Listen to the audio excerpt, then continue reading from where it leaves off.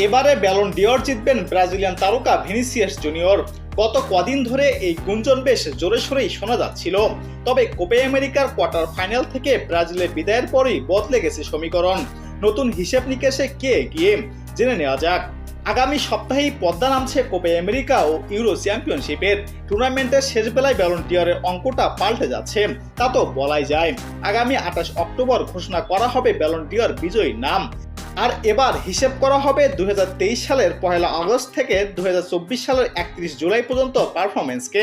সেই হিসাবে চলতি মাসেই তালিকায় থাকা ফুটবলারদের সামনে সুযোগ নিজের আরও এগিয়ে নেওয়ার। কিন্তু ব্রাজিলের দলগত ব্যর্থতার কারণে দৌড়ে অনেকটাই পিছিয়ে পড়তে পারেন তারকা ফুটবলার ভিনিসিয়াস জুনিয়র বলে ধারণা করেছেন অনেকেই। কারণ আগস্টের আগে আর কোনো আন্তর্জাতিক ব্যস্ততা নেই দলগুলোর, যার ফলে এই দুই টুর্নামেন্টের পারফরমেন্সের প্রভাব থাকতে পারে ব্যাপকভাবেই। অবশ্য রিয়ালের জার্সিতে 2023-24 মৌসুমটা দুর্দান্ত কেটেছে ভিনিসিয়াস জুনিয়রের। সব প্রতিযোগিতা মিলে খেলেছেন 39 ম্যাচ, নিজে করেছেন 24 গোল, সতীর্থদের করিয়েছেন আরও 11টি। তার বড় অর্জন রিয়ালের হয়ে চ্যাম্পিয়ন্স লিগ জয়। অবশ্য ভিনিসিয়াস জুনিয়রের পিছিয়ে যাওয়ার সম্ভাবনা থাকলেও তার সতীর্থ জুড বেলিংহাম রিয়ালের হয়ে চ্যাম্পিয়ন্স লিগ জয়ের পাশাপাশি দলকে রেখেছেন ইউরোর দৌড়ে। এরই মধ্যে পৌঁছে গেছে সেমিতে। 42 ম্যাচে 23 গোল করেছেন তিনি, অ্যাসিস্ট আছে 13টি।